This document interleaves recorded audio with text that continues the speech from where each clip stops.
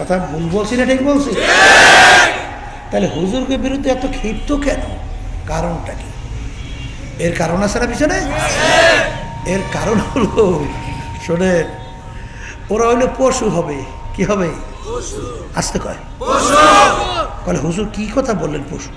পাশ্চাত্য দেশগুলো, America, London, চীন, এই যে বিভিন্ন দেশগুলো আছে, প্রেসিডেন্ট থেকে শুরু করে এলাকার চৌকিদার পর্যন্ত কেউ দাবি করতে পারে না সন্তানটা আমার। ফ্রি সেক্সের দেশ। তা এইটা কি মানুষের আচরণ না পশুর আচরণ? হ্যাঁ, তাহলে ওরা পশু হবে। এইটা হুজুররা বাধা দেয় কে? আমি বাধা দেই? ওরা হুজুররা বাধা দেয় না, আল্লাহ নিষেধ করছে। হ্যাঁ, শোনেন, এই জন্য দেখবেন ওরা দুইটা জিনিস বাস্তবায়নের জন্য খুব চেষ্টা করে। একটা হলো সুদ ঘরে ঘরে ঢুকানো, আর একটা চেষ্টা করে অবাধ যৌনচার। কথা ঠিক না বে ঠিক? এর মাধ্যমে জারজের সংখ্যা বাড়বে, আর সুদ ঘরে ঘরে ঢুকলে তখন এই জাতীয় লোকগুলো ধর্মের কথা শুনতে চায় না। কথা ঠিক কিনা? এই ওদের পরিকল্পনা। কিন্তু হারামে আরাম আছে? একটু বলেন তো, হারামে আরাম আছে? শুনুন নাই, বিদেশে এই বৃদ্ধাশ্রম বানায়, বৃদ্ধাশ্রম শুনছেন? আমরা বলি খড়, খড়, খড় বোঝেন? ওই যে গরু ছাগল যদি ফসল খায় তখন সরকারিভাবে খড় দেয়া আছে, ওই খড়ের ভিতরে নিয়ে পশু এই ছাগল বাঁধে, ঠিক না? ওরা খড় বানায়, ওই খড়ে কিন্তু গরু ছাগল বাঁধে না। বাপ মা যখন বুড়া হয় তখন তাদেরকে নিয়ে বৃদ্ধাশ্রমের ভিতরে খড়ে বানাইয়ে রাখে। কথা ঠিক? কারণ বাপ মা তখন তাদের কাছে বোঝা হয়। আর ইসলামী নীতি আদর্শ কি শিক্ষা দেয়? আল্লাহু আকবার। এই দুনিয়া থাকা অবস্থায় তুমি বাপ মা অথবা দুইজনের একজনকে পাইছো, তাদের খেদমত কইরা যদি তুমি বেহেশত কামাই কইরা না নিতে পারো, তাহলে আল্লাহ রসুল বলতেছেন, আল্লাহ রাব্বুল আলামিন দোয়া শিক্ষাতেছেন, জিবরাইল আমিন বলছে, আল্লাহ হাবিব বলছেন আমিন, ও ধ্বংস হোক। কি হোক? তাইলে এই ধ্বংস হোক এই কথাটার মাধ্যমে কি বুঝায়? বাপ মায়ের খেদমত করার গুরুত্ব ইসলাম দিছে। কথা ঠিক কিনা? আল্লাহ রাসূল সাল্লাল্লাহু আলাইহি ওয়াসাল্লাম বলেন, বাপ মায়ের সঙ্গে এরকম কোনো আচার ব্যবহার করা যাবে না যেই আচরণের মাধ্যমে তাদের জবান থেকে কষ্টদায়ক কোনো শব্দ বের হয়। আহ ও, কথা ঠিক? সাহাবায়ে কেরাম বলেন, আল্লাহ রাসূল সাল্লাল্লাহু আলাইহি ওয়াসাল্লাম, বাপ মা যদি আমাদের উপর অন্যায় করে, জুলুম করে, অবিচার করে, তাইলেও কি তাদের সঙ্গে একটু খারাপ ব্যবহার করা যাবে না? আল্লাহ রাসূল সাল্লাল্লাহু আলাইহি ওয়াসাল্লাম বলেন, ওয়া ইন যালামাকা ওয়া ইন যালামাকা ওয়া ইন যালামাকা, 3 বার। যদি বাপ মা তোমাদের উপরে জুলুমও করে, অন্যায়ও করে, অবিচারও করে, তারপরও তাদের সাথে এরকম কোনো খারাপ আচরণ করা যাবে না যেই আচরণের মাধ্যমে বাপ মা কষ্ট পায়। এই নীতি আদর্শ শিক্ষা দিচ্ছে। আসতে বলে, আবার বলে, ও মুসলমান, ইসলাম শব্দের অর্থ শান্তি। ইসলাম শব্দের অর্থ শান্তি। ওই সেদিনকে আইনজীবী পরিষদের ওখানে আমি গেছিলাম, সেখানে বলতেছিলাম যে ইসলাম কি জিনিস অনেক মুসলমান বুঝলো না। কথা বলে না? ইসলাম তো আসছে বিশেষ করে মুসলমানদের জন্য এবং তামাম দুনিয়ার অন্য অন্য মাখলুকাতের শান্তির জন্য। কথা ঠিক না? ঠিক। কি ইসলাম শব্দের অর্থ শান্তি? কলে হুজুর, ইসলামের ভিতরে এমন কঠিন কঠিন আইন, হুজুর অবাস্তবায়ন করলে তো ব্যাপারটা আবার আলাদা। কলে তা কি? কলে হুজুর, ইসলামের ভিতরে একটা নিয়ম নীতি আছে, চুরি করলে হাত কাটো, চুরি করলে হাত কাটো। কলে হুজুর, এই বাংলাদেশে তো একটার হাত থাকবে না, অপেরাই শেষ, এমপি মন্ত্রী তো আগেই। কথা ঠিক না বেটি? আচ্ছা, কিন্তু ইসলাম কি বলছে এটা আমাদের বোঝা লাগবে। ইসলাম কিন্তু সব চোরের হাত কাটার নির্দেশ ইসলাম দেয় নাই। বলে চোর 2 প্রকার, বলেন একটা হলো অভাবী চোর, আর একটা হলো স্বভাবী চোর। অভাবী চোর বলা হয় না খাইয়া মরণাপন্ন, নিরুপায় হইয়া চুরি করছে, এইটার নাম কি চোর? আর একটা বলছি কোনো অভাব নাই তারপরে চুরি করছে, এইটা কি চোর? বাংলাদেশের বড় ধনীর ভিতরে একজন বিদেশে যাই চুরি করছে, মনে আছে? আছে না? আচ্ছা, এইটা কি অভাবী না স্বভাবী? ইসলাম বলতেছে অভাবী চোরের হাত কাটার নির্দেশ ইসলামের মধ্যে নাই, কিন্তু স্বভাবী চোরের ব্যাপারে বলছে চুরি স্বভাবিক করছে তো এর অর্থ কি? এই বিচার আইন থাকা লাগে না, নাহলে নিয়ন্ত্রণ থাকে, তাহলে তো নিয়ন্ত্রণ থাকে না। আপনি সৌদি সহ বিভিন্ন জায়গায় দেখবেন এই যুগ যুগ ধইরা একটা হাত কাটাও এরকম কোনো প্রমাণ আছে? কাটা গেছে? নাই। আমাদের দেশের মধ্যে আফসোস, টিআইবি একটা সংস্থা 100 এমপি মন্ত্রীর ভিতরে জরিপ করছে, তদন্ত। 100 এমপি মন্ত্রীর ভিতরে তদন্ত করার পরে তারা ফলাফল প্রকাশ করছে 100 এমপি মন্ত্রীদের মধ্যে 97 জনের মতো এমপি মন্ত্রী চোর। এখন অনেকে বলে হুজুর 3 জন তো ভালো, 3 জনও বলে চোর, একটু কম চোর। জোরে আইসেন না মেয়া, ভালো করে বোঝার চেষ্টা করে। তাহলে 100 জনের ভিতরে 100 জনই চোর। এই আল্লাহর বান্দারা, আব্দুল হামিদ সাহেব প্রেসিডেন্ট ছিল না, আমরা আমাদেরকে আহ্বান করেছিল, সংলাপের জন্য গেছিলাম, আমি প্রেসিডেন্টের পাশে বসা। তখন আমাদের দায়িত্বশীল বলতেছিল যে প্রেসিডেন্ট সাহেব আপনার একটা কথা আমরা বিভিন্ন জায়গায় উদাহরণ হিসেবে বলি। বলে কি কথা? বলে আপনি বলছিলেন বাংলাদেশে প্রতি বছর যে টাকা দুর্নীতি হয় মানে চুরি হয়, এই প্রতি বছরের এই চুরির টাকা দিয়া পদ্মা সেতুর মতো একটা পদ্মা সেতু তৈরি করা যায়। তখন প্রেসিডেন্ট বলছিল না আমি একটা বলি না, আমি বলছি 2টা। কয়টা? আমি আমার ভাইদেরকে বলবো, পর্দা আলেম মাহবুবরা যারা শুনতেছে শোনেন, ইসলাম তো বোঝা লাগবে। ইসলাম আছে শান্তির জন্যে। কির জন্যে? আবার বলেন না। আর ইসলাম শব্দের অর্থ কি? শান্তি। কিন্তু মুসলমান সন্তান অনেকে ইসলামের কথা শুনলে ভয় পায়। কি পায়? ওই গ্রামে একটা প্রবাদ বাক্য আছে, চুন খাইয়ে মুখ পুড়িয়ে গেছে। এখন চুনও সাদা, দদিও সাদা। এখন ও তো দদিও সেরে না, চুনও সেরে না। এখন দদি দেখে ভয় পেয়ে গেছে, মনে করছে ওইটা খাইলে মনে হয় আবার মুখ পড়বে। কিন্তু দদি কি মুখ পড়ে না শরীরের জন্য ভালো? ভালো। তাই এখন বর্তমানে এমন এক পালা পাচ্ছে, ইসলাম বিদ্বেষী চক্র, নাস্তিকের দলেরা, খবিসের দলেরা ইসলামের বিরুদ্ধে এমন মিথ্যাচার এমনভাবে উপস্থাপন করে অনেকে শুনলে ইসলামের ব্যাপারে ভয় পায়। কথা ঠিক কি না? এই আল্লাহ রাব্বুল আলামিন ইসলাম বানিয়েছে শান্তির জন্য, এটা ভয় আসবে কোথা থেকে? তাহলে বুঝতে হবে এটা মিথ্যাচার কইরা ইয়া আমাদেরকে বুঝাইছে। কথা ঠিক না? এই জন্য আমার বাচ্চাদেরকে বলবো, যে কথা শুনতে চাইছে বলতেছিলাম, শোনেন। এক খ্রিস্টান তবিব মুসলমানদের সঙ্গে তর্ক বিতর্ক হইতেছে, বলতেছে তোমার নবী বলে বিশ্ব নবী, তাই যে নাকি বিশ্ব নবী হয় সে তো সব বিষয়ের উপর একটা সিদ্ধান্ত দেয়, ঠিক না? তা তোমার নবীর ডাক্তারি সম্পর্কে কি সিদ্ধান্ত দিচ্ছে? তখন মুসলমান বলতেছে হ্যাঁ, আমার নবীর ডাক্তারি সম্পর্কেও সিদ্ধান্ত দিচ্ছে। বলে কি? আল্লাহ রাসূল সাল্লাল্লাহু আলাইহি ওয়াসাল্লাম বলেন তোমরা পেটকে 3টে ভাগ করো। কয় ভাগ? এই ছুরি দিয়ে ভাগ করতে কয় নাই, এমনি ভাগ করি না। বলে 1 ভাগ খানা, বলেন 1 ভাগ পানি, 1 ভাগ খালি।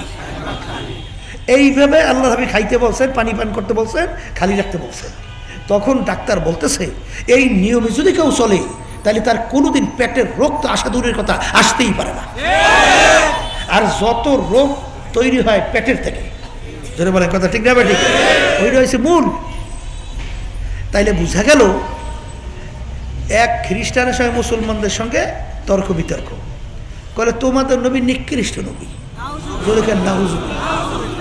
বলে তা কি? বলে তোমার নবী ছোট মনের, ছোট জাতের, ছোট বংশের। বলে কিভাবে? বলে যে ছোট মনে হয় সে তো ছোট ছোট বিশ্রী বিশ্রী জিনিস নিয়ে আলোচনা করে। তা তোমার নবী পায়খানা প্রস্রাবের ব্যাপারে আলোচনা করে, পায়খানা কীভাবে যাইতে হইবে, প্রস্রাবখানা কীভাবে যাইতে হইবে, এই আলোচনা করে এখনো উচ্চ বংশের লোক। তখন মুসলমান বলতেছে, ওরে খবিস, এই তো বিশ্ব নবী।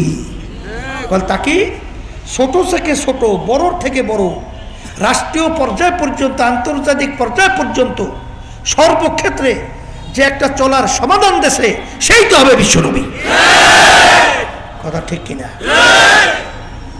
আমার বাজানদেরকে বলবো, পর্দা আলে মা বোনরা যারা শুনতেছে, শোনেন, ইসলাম সম্পর্কে আমরা অনেকে বুঝি না, এই জন্য ইসলামের ব্যাপারে অনেকে মুখ ফিরে নেই। আসলে ইসলাম দুনিয়াতেও শান্তি, আখেরাতেও শান্তি। বলেন না, দুনিয়াতেও শান্তি, আখেরাতেও শান্তি।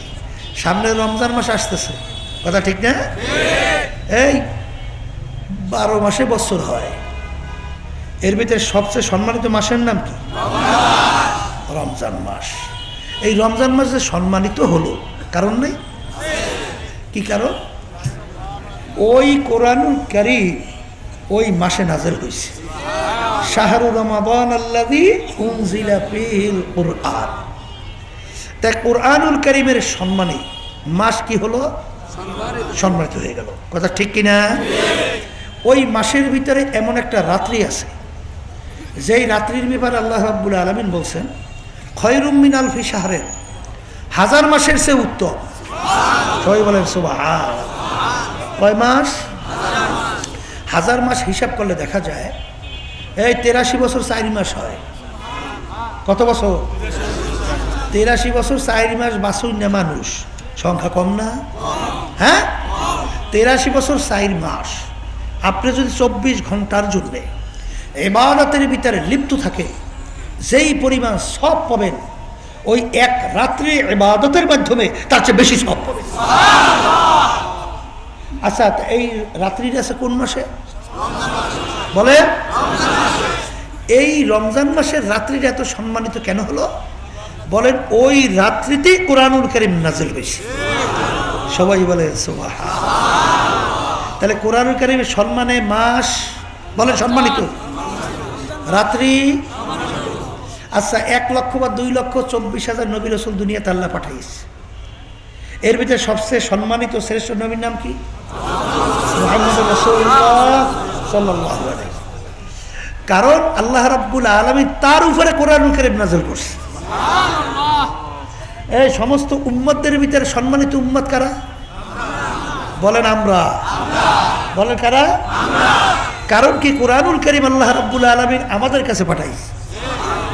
যারা বলেন কথা ঠিক কিনা? তাহলে এখন আমার বাজানদেরকে বলবো, কোরআনুল কারীমের সম্মানে বলেন মাস সম্মানিত, রাত্রি নবী সম্মানিত, এই নবী, তারপর উম্মত সম্মানিত। এখন আমার বাজানদেরকে বলি, যেই আল্লাহর বান্দা বান্দি কোরআনুল কারীম অনুযায়ী তার নিজেরকে গঠন করবে, সেই ব্যক্তিও সমাজের ভিতরে সম্মানিত। আসতে কয় না, বাস্তবতা আছে না নাই? আমি ভুল বলছি? দেখবেন যেই ঘরটা কোরআনুল কারীমের নিয়ম অনুযায়ী চলে, সেই ঘরটাও কিন্তু সমস্ত ঘরের ভিতরে সম্মানিত। বাস্তব না বাস্তব? যেই সমাজটা কোরআনুল কারীম অনুযায়ী চলে, সেই সমাজটাও কিন্তু সমস্ত সমাজের ভিতরে শ্রেষ্ঠ। যেই রাষ্ট্র কোরআনুল কারীম অনুযায়ী চলবে, সেই রাষ্ট্র তামাম দুনিয়ার মধ্যে সম্মানিত রাষ্ট্রে যে পরিচয়। তার বাস্তবতা আপনারা দেখছেন। কিছুদিন আগে আফগানিস্তানের ঘটনা জানেন না? এই বিশ্বের ভিতরে কয়েকদিনের ব্যবধানে সব এখন ঝুঁকে পড়তে আছে। কথা বলে না? আমি ভুল বলছি? ভুল তো বলি, ঠিকই বলছি না? এই জন্য আমার বাজানদেরকে বলবো, এ মুসলমান, না আমেরিকা লা লন্ডন সে উলফত, হামি মস্তে মদিনা কর খুদায়া। এ মুসলমান সন্তান, তোমাদের রাস্তা তো আমেরিকা লন্ডন বিজাতিদের রাস্তা না, তোমাদের রাস্তা হলো সেই মদিনা ওয়ালা আল্লাহ নবী মুহাম্মদ রাসূলুল্লাহ সাল্লাল্লাহু আলাইহি ওয়াসাল্লামের রাস্তা। কি কথা ঠিক না ভুল? এই জন্য আমার বাজানদেরকে বলবো, পর্দা আলে মা বোন যারা শুনতেছেন, আজকে মুসলমানের ঘরে জন্মগ্রহণ কইরা যারা নাকি মুসলমান ইসলাম পছন্দ করি না, ভালো লাগে না, আমি বলবো যে আসলে কপালটা পড়ছে। কপাল কি পড়ছে? আজকে আমেরিকার স্টাইল, লন্ডন, বিজাতিদের স্টাইলে অভ্যস্ত হইতে চান। কিসের জন্য? শান্তি তালাশ করেন। কি তালাশ করে? শান্তি পাবেন। তাম দুনিয়ার ভিতরে সবচেয়ে বেশি আত্মহত্যা হয় সেই দেশটার নাম হলো আমেরিকা। কোন দেশ? এই যদি ওই নিয়ম আদর্শের মাধ্যমে শান্তি হতো, আত্মহত্যার পথ যাদের ঈমান নাই এই পথ বাঁচে কখন? যখন অশান্তির শেষ পর্যায়ে যাইয়া পৌঁছে যায়, তখন আত্মহত্যা করে যাদের ঈমান নাই। কথা ঠিক কিনা? তাহলে ওই দেশের ভিতরে ওই নিয়ম আদর্শের মাধ্যমে যদি শান্তি পেত, তাহলে ওই দেশের ভিতরে আমরা দেখতাম। কিন্তু তাহলে সেই দেশের ভিতরে সবচেয়ে বেশি আত্মহত্যা কেন? তাহলে বোঝা গেল অশান্তির শেষ নাই। জোরে বলেন। কথা ঠিক বলছি না ভুল বলছি? চলেন, বিদেশের এক পর্যটক বাংলাদেশে আসছিল। আসার পরে এখন বলতেছে সাংবাদিকদের কাছে যাওয়ার সময় যে আপনি বাংলাদেশে এসে কি ব্যতিক্রম কি দেখলেন? তখন বলতেছে একটা ব্যতিক্রম জিনিস বাংলাদেশে আমি দেখছি, আর কোথাও দেখি নাই। বলে কি দেখছেন? বলে মানুষ মইরেও যে বাদশাহী করে তা দেখলাম আসিয়া বাংলাদেশে। বলে তা কি? ওই যাইয়ে দেখেন ঘুমাই আছে শাহজালাল রহমতুল্লাহি আলাই, সিলেট। কথা কয় না? লক্ষ লক্ষ মানুষ সেখানে যায়। আমি গেছিলাম, কবরে পাশে যাইয়া মনে হয় যেন সুবহানাল্লাহ, এমন ভাবে মানুষ ভয়তে থরকম্প, মইরেও বাদশাহী করতে আছে। কথা বলেন না কেন? যাইয়া দেখেন পটুয়াখালী জেলা মির্জাগঞ্জ থানা ইয়ারউদ্দিন সাহেব রহমতুল্লাহি আলাই সাধারণ একজন দোকানদার ছিল, পেঁয়াজের ওখানে আদা বিক্রি করত, নদীর কিনারায় ঘুমিয়ে রয়েছে। আমি কিছুদিন আগে স্পিড বোর্ডে যাইতেছি ওই নদী দিয়ে, হঠাৎ দেখি স্পিড বোর্ডের ড্রাইভার ওখানে হঠাৎ থামাইয়ে দিয়েছে। কিরে? পাশের দিকে তাকাই দেখি ইয়ারউদ্দিন সাহেব রহমতুল্লাহি আলাইয়ের কবর। অর্থাৎ যত লঞ্চ স্টিমার যাহা কিছু ওখান থেকে যায়, ওখানে প্রথম টবের করে থামায়, এইবার সম্মান দেখাইয়া তারপর সামনে যায়। মইরাও আসতে বলে, মইরাও। এই আল্লাহর বান্দারা, আমানুর শাহ রহমতুল্লাহি আলাই তিনি ছিলেন একজন জজের চাপরাশি। আগের যুগে এই তো ফ্যান ছিল না, তখন জজ এজলাসে বিচার করত, আর তার মাথার উপরে টাইনে টাইনে যে বাতাস করত তাদেরকে বলা হয়তো চাপরাশি। তাই তিনি জজের মাথার উপরে বাতাস করত। কিন্তু সেই যাইয়ে দেখেন চিটাঙের মাটিতে আমানুর শাহ রহমতুল্লাহি আলাই ঘুমাইয়া রয়েছে। যেই জজ বিচার করছে সেই জজের কোনো খবর আছে? কিন্তু তার নাম কিয়ামত পর্যন্ত মানুষ স্মরণ করতে থাকবে। তাহলে মরিয়াও। কথা বলেন। আমি আমার বাজানদেরকে বলবো, পর্দা আলে মা বোনরা তারা শুনতেছে, এই ক্ষণিকের কয়েকদিনে ডাকাইতের দলের সর্দারের মতো একটু মাতুকবাড়ি বলে, হুজুর তাকাবো, ডাকাইতের দলের সর্দার, ওর পাওয়ার কত! দলীয় লোক কোনো অন্যায় করলে গুলি করে, বিভিন্ন শাস্তি প্রয়োগ করে, কোন পর্যন্ত ক্ষমতা? পুলিশের হাতে অ্যারেস্ট হওয়ার আগ পর্যন্ত। পুলিশের হাতে অ্যারেস্ট হয়েছে তো বুট দিয়ে লাট খাইয়া যখন হাড্ডিগুটি ভাঙিয়ে ফেলায়, তখন কোথায় যায় আর সারগিরি আর কোথায় যায় আর সর্দারগিরি, সব শেষ। কথা ঠিক? দুনিয়াদার ফাঁকু আজকে কয়েকদিন চক্ষু খোলা দুনিয়ায়। আজকে মাতুকবাড়ি, ফেরাউন, নমরুদ, সাদ্দাত, মালিকের সঙ্গে চ্যালেঞ্জ দিয়া ফেরাউন খোদাই দাবি করছে। কথা ঠিক? নমরুদ মালিকের সঙ্গে চ্যালেঞ্জ দিয়া তার খলিল ইব্রাহিম আলাইহিস সালামকে আগুনে ফেলাইছে। ওরে বদমাইশ সাদ্দাত মাওলার সঙ্গে চ্যালেঞ্জ কইরা ও নিজের বেহেশত তৈরি করছে। আল্লাহর বেহেশতে যাবে না, টিটকারি টিটকারি। কথা ঠিক কিনা? আচ্ছা, আমার বাজানদেরকে বলি, ফেরাউনকে কি শান্তিতে আল্লাহ রাখছিল তা জানেন?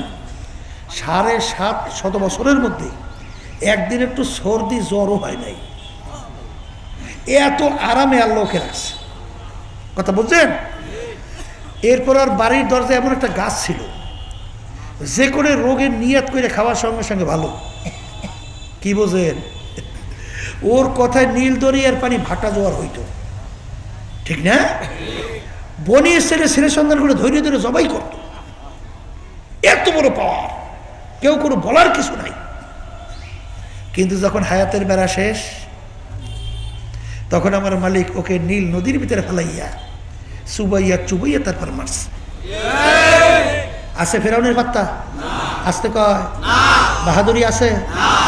নমরুদ একটা ঠ্যাং ভাঙ্গা মশা মালিকের মস্তকে ঢুকাইয়া এমন জ্বালা ভরা, মাথা নিজে পিড়ে আশ্রাইয়া চেঁচা বাচা করিয়া শেষ।